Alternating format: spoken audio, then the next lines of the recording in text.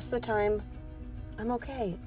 And then it comes and hits me like nobody's business. And honestly, I've been feeling like this a lot lately. It's love. I'm tired. I'm tired of doing it myself.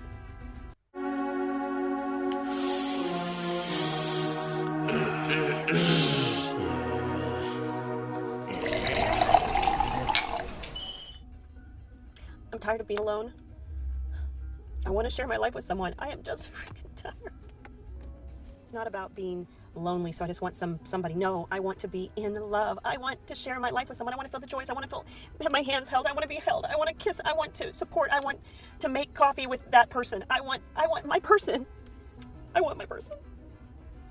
Why is it so hard to find your person? I'm tired.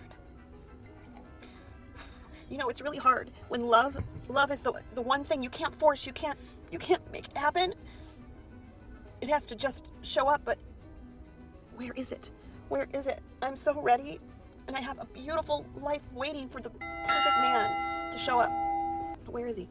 You know, I'm 53. And I just can't believe that I'm sitting here, and it has been several years. I think it was over a year that I had a date, and then it's been several years since then. Where are all the good men that are ready and want to build a beautiful life together?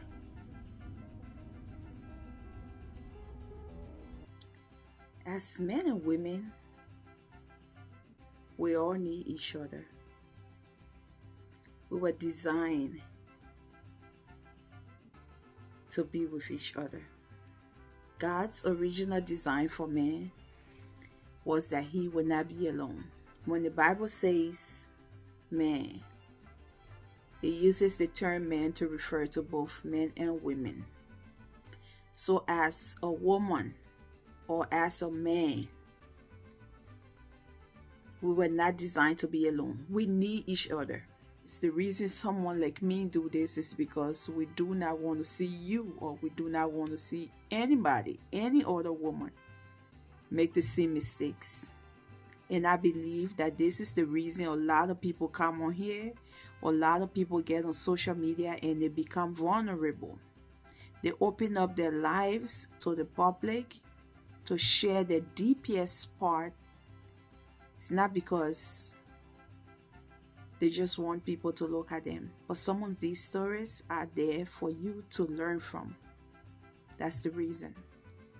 For those who choose to listen, I'm sounding this out to you. Do not get carried away by this wind that is blowing. You immigrants coming to America, going to Canada, wherever you find yourself, do not, especially for us who come from these countries where we believe in traditional marriages. When I say traditional marriages, I mean a husband and a wife, and regarding the husband as the head of a home. Let's not get carried away by Western things that we see, Western ideologies, because we can clearly see that it's sure not looking good. It's not. Maybe it started on a good footing, but the end is not looking good. And looking at this graph right here, it's going to show you how much lonely people are in America. Just in America alone, this shows you the decline in marriages and people even living together. Not just being married, but even boyfriend and girlfriend living together. There's a decline in that. I wonder what's really behind this. And having seen this video, I appreciate her being honest and being very vulnerable and coming out, because for some of us, we really didn't understand to what extent or how deep this was. It took, I've usually had this feeling that, yeah, I think being a woman, I'm not sure how single women at my age feel when they say they're happy, and to some extent, you might be happy, but deep down inside,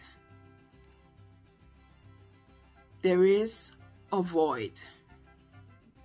There's a little empty space somewhere deep down inside that needs to be filled. And you might choose to come public with it, or you might choose to just cry out in the middle of the night on your bed, or maybe by yourself behind closed doors. But we can all admit that being lonely, being single, when you're a woman, I'm over 40.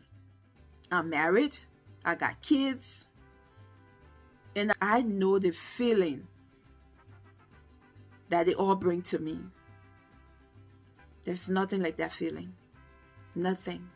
Besides her, there are thousands of women out there, because I was reading some of the comments on this video, and it blew my mind.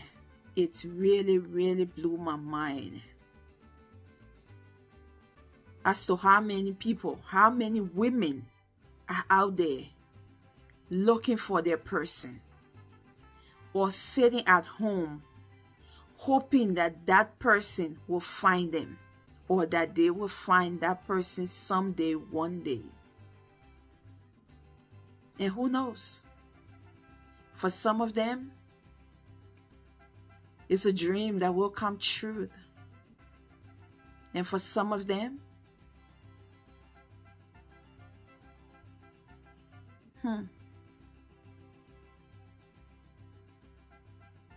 it's a hope that they will just keep holding on to. And it's a sad thing. Imagine having friends and hanging out with these friends, and at the end of the day, you all go home. And some of them are going home to their kids. Some of them are going home to their husbands. Some of them are going home to maybe their boyfriend. And you are going home maybe to a dog or a cat. And don't get me wrong, I know dogs and cats can be good comfort animals. They can fill in and give us some comfort, but they cannot give us the comfort that a real person or human being who you can talk to and they respond to you. They can't do it. That emptiness that you have inside, they cannot fill it. And this is why we all need our person. Like she rightly put it in this video. She just needs to find her person. She just needs her person. Why is it so hard to find her person? And sometimes there are a couple of reasons for which it can be hard at that age or at this age to find your person. Sometimes maybe we thought we were too strong and independent and too beautiful. And so we could put up finding our person for another day or another year or another 5 years or another decade to come. Sometimes that can be the reason.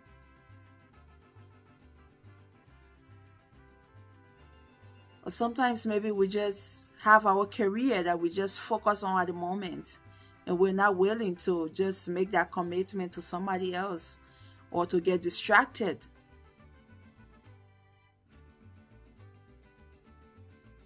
And so that person who was actually supposed to be our person, they just cannot wait. They got to move on. And sometimes maybe we got that person who was our person, but then we just couldn't tolerate them a little bit. Maybe they had a certain shortcoming. And even though each of us have ours, I haven't seen a person who is perfect. None of us are. We all have our shortcomings. But sometimes we find that person who is actually our person. But because we're looking for perfection, so we end up on missing out. We can't stand them because they have one little imperfection, even though we have ours. But we let them go simply because we're not willing to compromise. Or maybe we met them, maybe the issue was just financial issues. Something that we could work on and build together. But like I heard someone say the other day, they refuse to work on projects. But if another woman can take that project and work on him, and work along with him, and build him up, and they can build together. When we see, we admire. We don't care to know how he got there,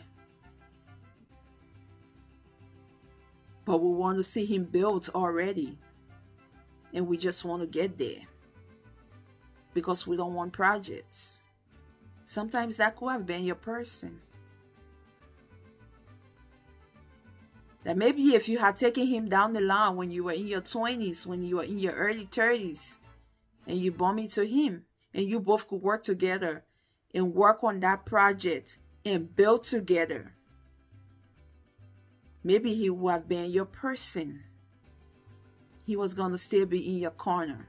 But a lot of us fail to do that nowadays because, like we say, we don't want projects, right? If we're working on projects, it has to be ourselves. If I'm doing anything like that, if I have to build, if I'm broke, I have to do it for myself. I cannot do it for a man because I'm not sure whether he's going to leave me.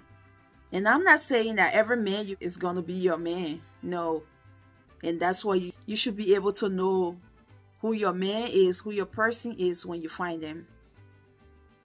You don't just want to go and start building with anyone. There are things that you have to take into account. There are things that you have to observe. There are things and time that you have to put into it to be able to determine whether this is really your person, or whether this is really for you, or whether this is really worth working on, whether it's really worth giving a shot.